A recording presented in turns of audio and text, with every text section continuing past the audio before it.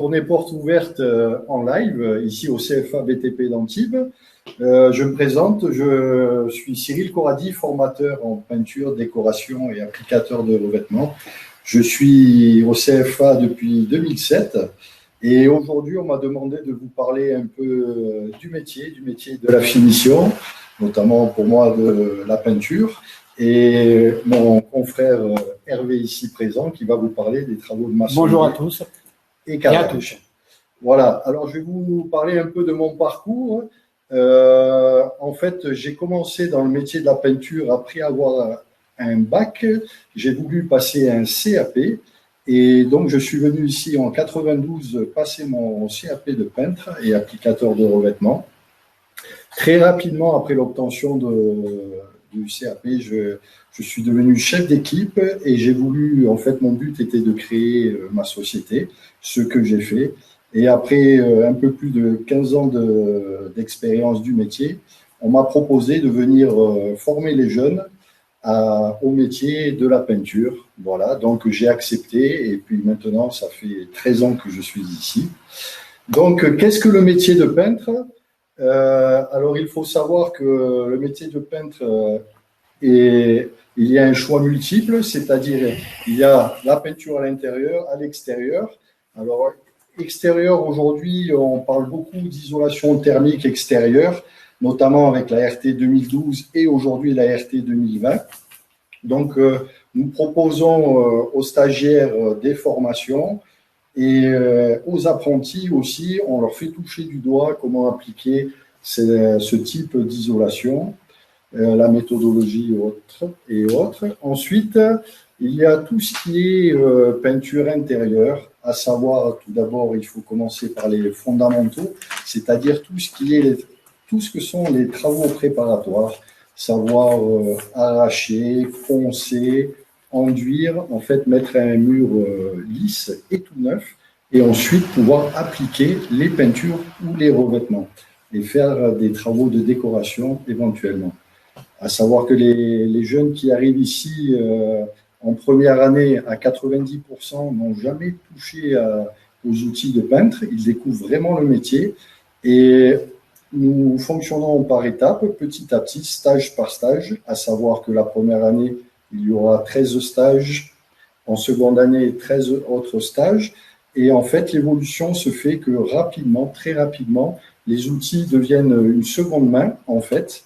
Et les jeunes, vous êtes aptes à rendre un mur lisse et satisfaire le client ou le chef d'entreprise. Voilà, j'ai oublié de vous dire qu'en fait, vous êtes en direct live et que par l'intermédiaire du chat, vous pouvez intervenir directement par des petites questions et je vous répondrai ou Hervé vous répondra directement. Voilà.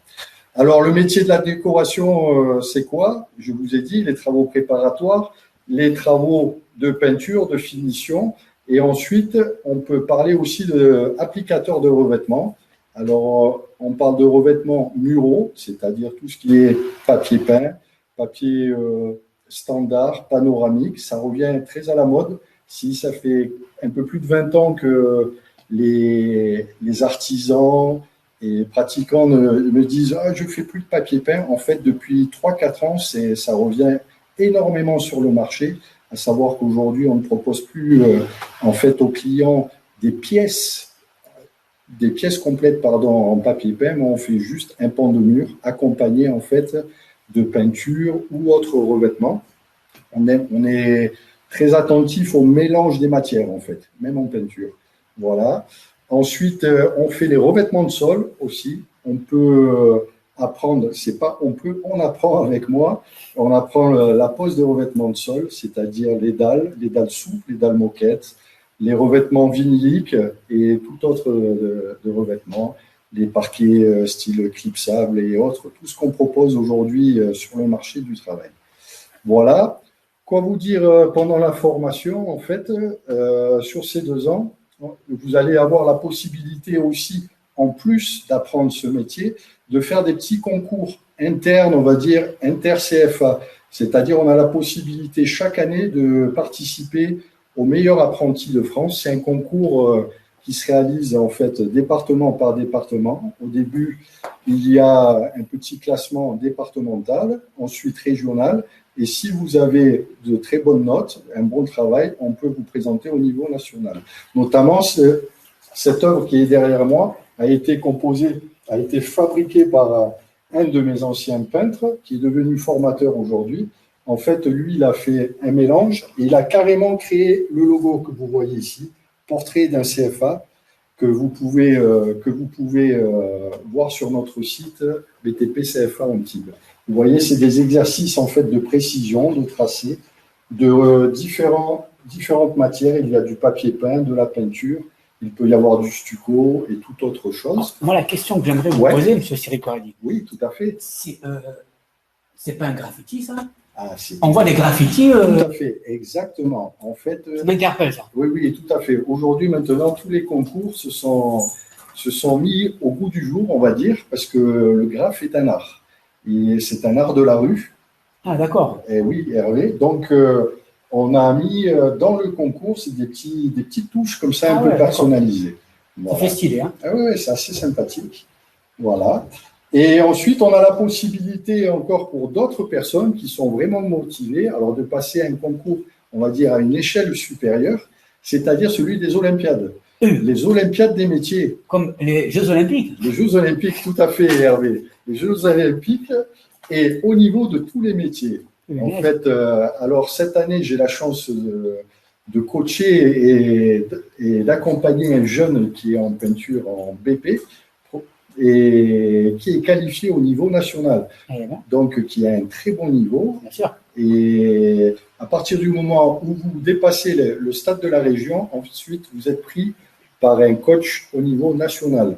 Et c'est vraiment des Jeux Olympiques comme les vrais sportifs. Donc, ça peut amener un petit plus à ces 2 ans de formation. Alors, 2 ans pour les CAP, d'accord, première année, deuxième année CAP. Et pour ceux qui se sentent motivés, un peu plus que les autres, impliqués, qui ont envie d'aller chercher un peu plus loin, d'approfondir le métier de peintre, parce que pour être un bon peintre, il ne faut pas savoir que peindre. Ce que j'explique à mes jeunes, c'est qu'en fait, il faut savoir peindre, connaître le métier, mais surtout attraper le client. C'est-à-dire que vous pouvez être le meilleur peintre de France ou du monde, si vous voulez, mais si vous n'avez pas de chantier, eh bien, le meilleur peintre du monde, il va rester à la maison. Et en fait, il faut savoir s'adresser au client, communiquer, expliquer la méthodologie, les modes opératoires et autres. Et donc, ça fait partie d'un savoir-faire en fait complet et qu'on peaufine en fait pendant ces années de brevet professionnel. C'est donc 2 ans de plus. Et quand on sort avec ces 2 diplômes, on est prêt à affronter le monde du travail. Voilà. J'ai fait à peu près le tour très rapidement du métier de peintre. Je pense que Hervé, si tu veux dire 2 mots sur… ouais, bien sûr. Voilà. Si, je te laisse la parole. Avec plaisir. Merci. Donc, bonjour à tous et à toutes. Donc, je me présente, Monsieur Hervé Belrivaux, formateur en maçonnerie, construction, gros œuvres au CFA d'Antibes. Donc, depuis 2006. Donc, comme un peu M. Cyril Coradi, j'ai été apprenti ici, bien évidemment. Donc, en 1995 jusqu'en 1998. Donc, CAP maçonnerie et BP maçonnerie. Donc, bien évidemment, après ces 3 ans passés ici, je suis allé faire mes armes sur le terrain. Donc, jusqu'en 2005. Donc, pratiquement presque 10 ans sur le terrain. Donc, passé en premier en tant qu'ouvrier, après chef d'équipe. J'ai fait différentes entreprises. Et bien sûr, j'ai fini par atterrir au CFA d'Antibes. Donc, pour représenter, on va dire, de manière générale, la maçonnerie, construction béton armé, je vais aussi vous parler légèrement du carrelage mosaïste. Donc, carreleur mosaïste, la formation qu'on dispense aussi au CFA d'Antibes.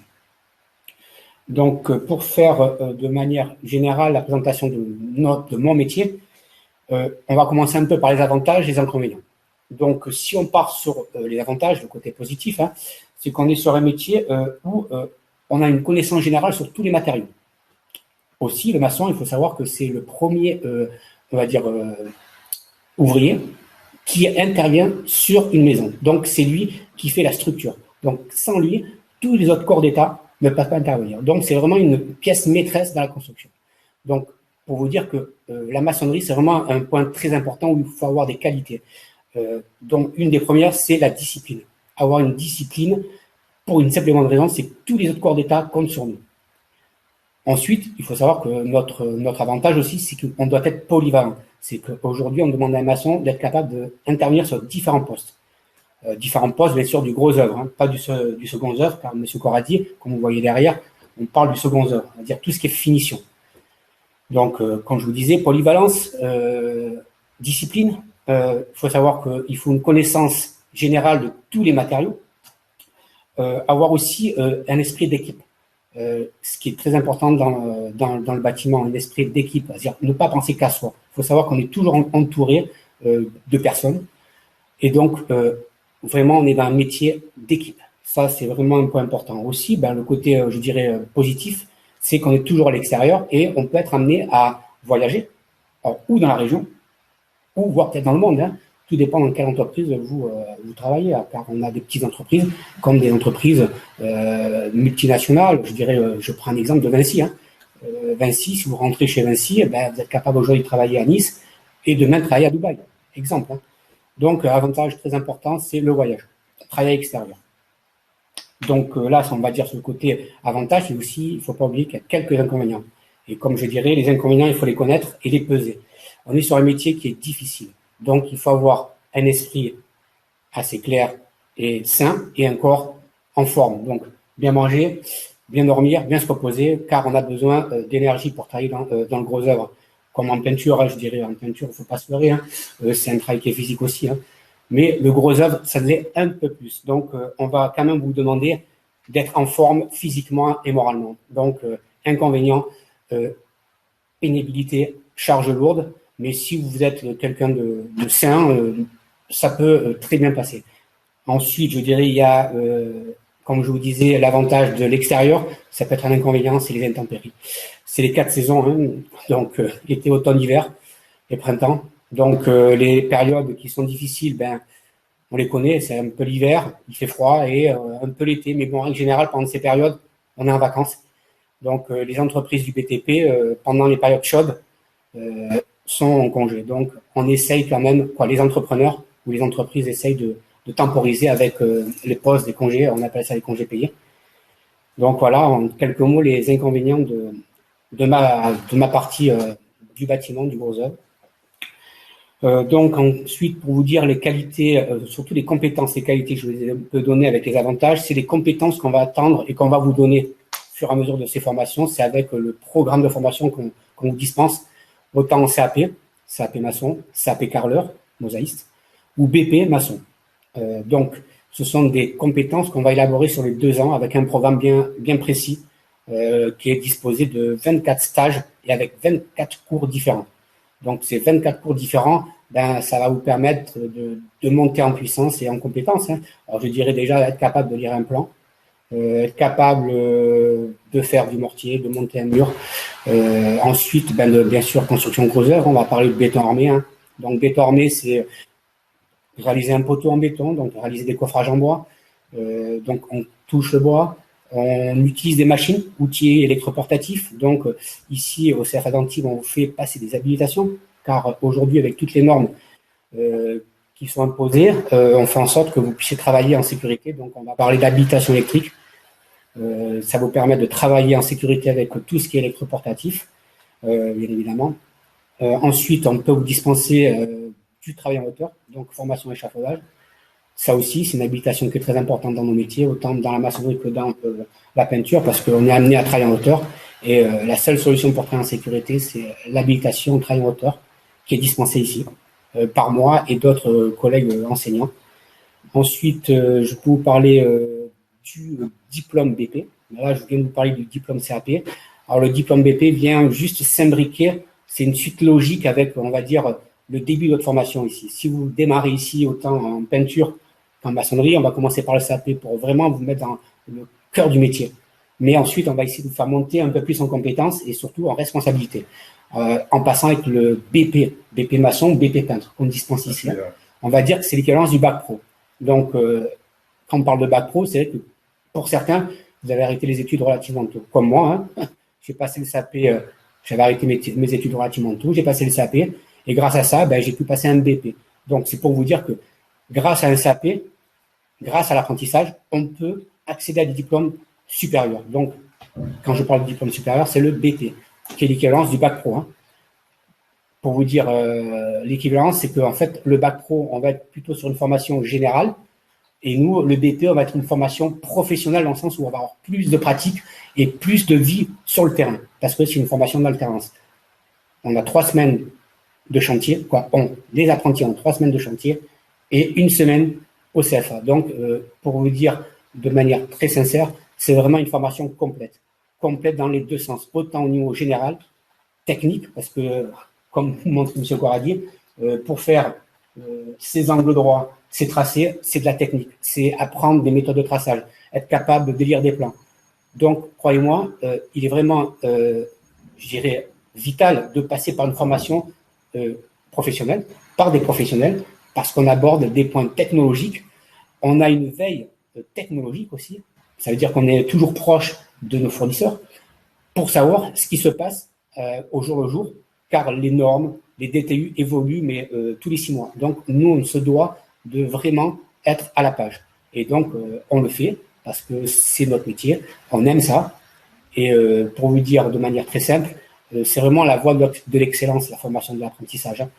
Regardez, M. Corradi et moi-même, on est passé par l'apprentissage et aujourd'hui, de manière très simple, on est arrivé à ce qu'on voulait, à un but professionnel. C'est-à-dire qu'on a pu s'épanouir au niveau professionnel et en venir à un projet, c'était devenir enseignant. Et on y est. Donc, on est bien d'accord, c'est qu'aujourd'hui, le CFA peut vous donner une vision professionnelle et voire même une ligne de conduite. Donc, à part vous dire que le CFA, c'est vraiment la voie de l'excellence, je peux vous dire qu'une seule chose, commencer un métier chez nous, c'est vraiment important parce qu'on est des gens du terrain, on a vécu sur le terrain et aujourd'hui, on transmet ça avec vraiment passion et amour.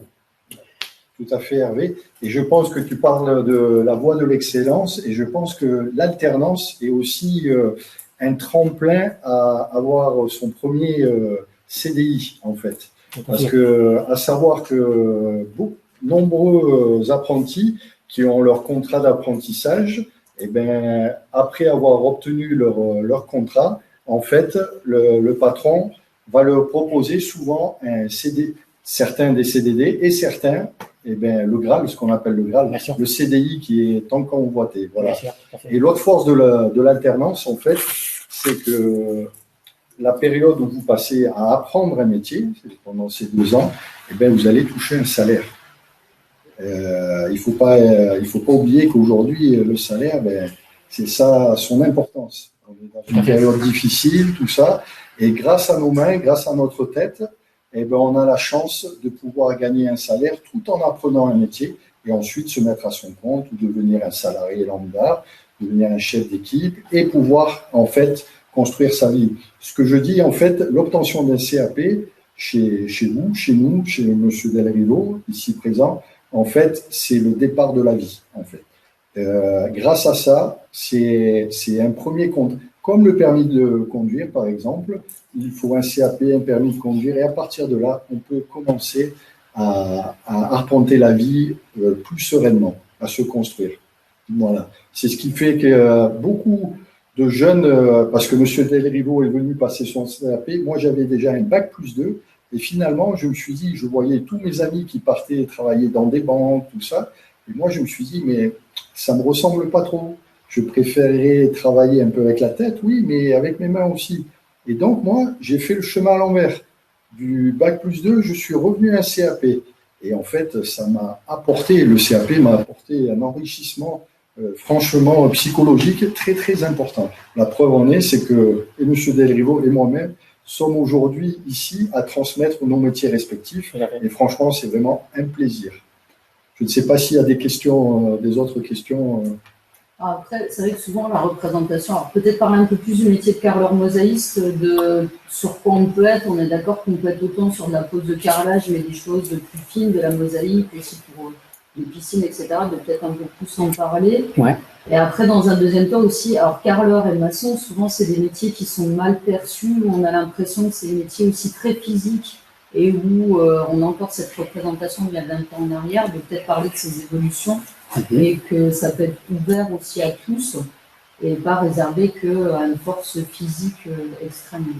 Donc, comme je disais tout à l'heure, il y avait des avantages et des inconvénients. Il faut savoir que les avantages pèsent un peu plus que les inconvénients. Ça veut dire qu'aujourd'hui, il faut savoir que l'outillage et le matériel a évolué. Sur moi, quand j'ai commencé il y a 25 ans en arrière, l'outillage et le matériel étaient pratiquement introuvables sur le marché parce que il n'y en avait pas. C'était physique, mais vraiment, c'était de nos mains qu'on faisait les choses. Aujourd'hui, les machines prennent le relais. Il faut savoir que pour faire du béton, maintenant, on prend des machines qui vous font le béton, autant les bétonnières que comment on appelle ça, des malaxeurs qui vont vous faire 500 litres de béton à la minute. Donc, il faut vous rendre compte qu'aujourd'hui, la pénibilité est vraiment réduite.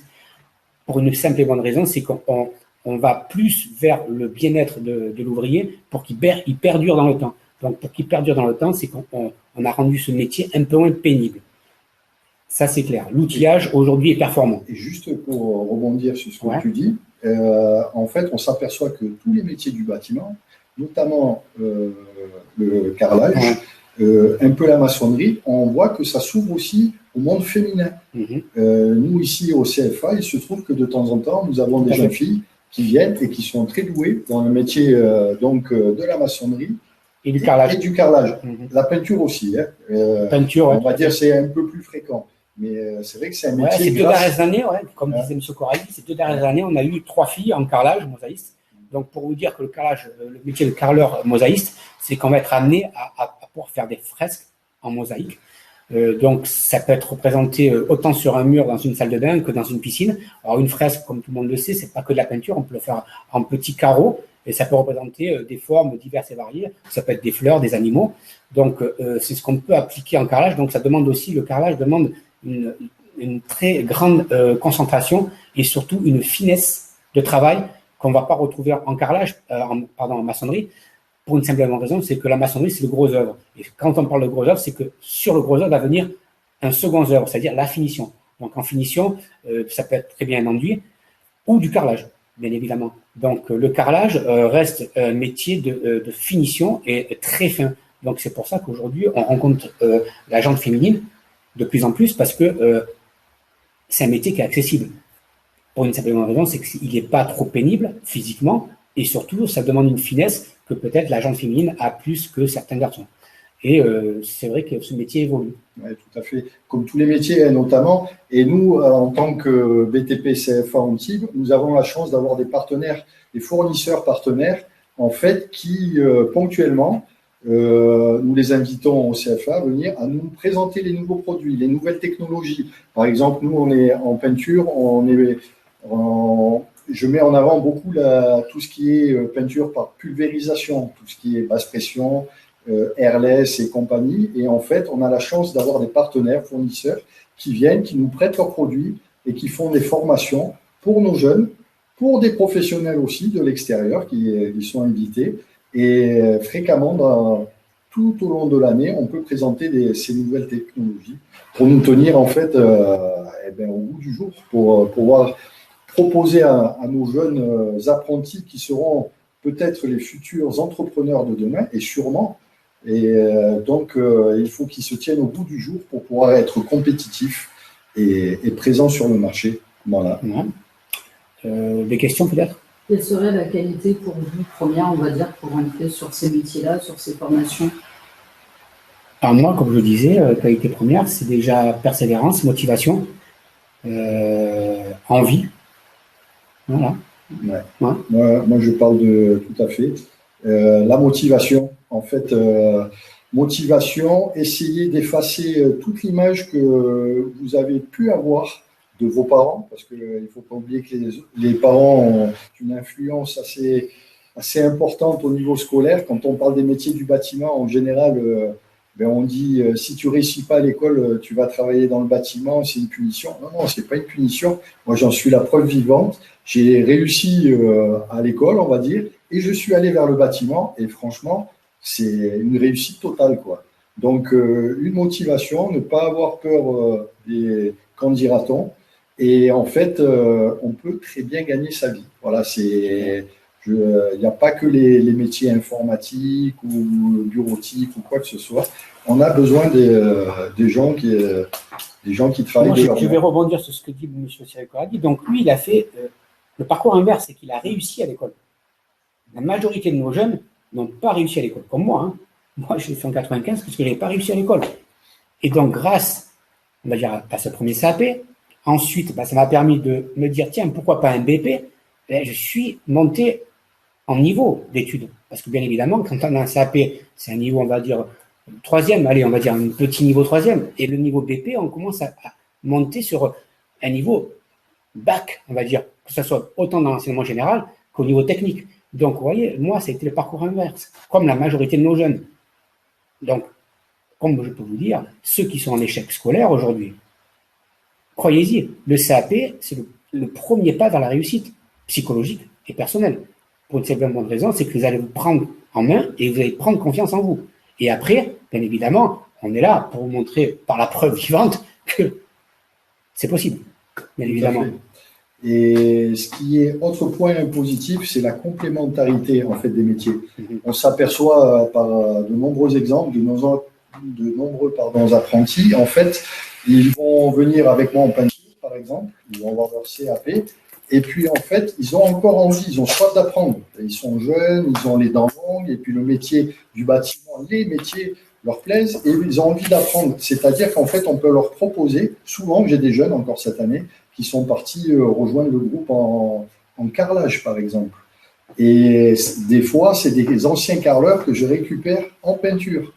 Et en fait, plus vous connaîtrez de métier, eh ben, ça sera mieux pour votre futur, en fait. Parce qu'on voit qu'aujourd'hui, les nombreuses les TPE, les petites entreprises, les artisans, en fait, pour avoir un marché, par exemple peinture ou carrelage, ils sont obligés d'absorber tous les travaux.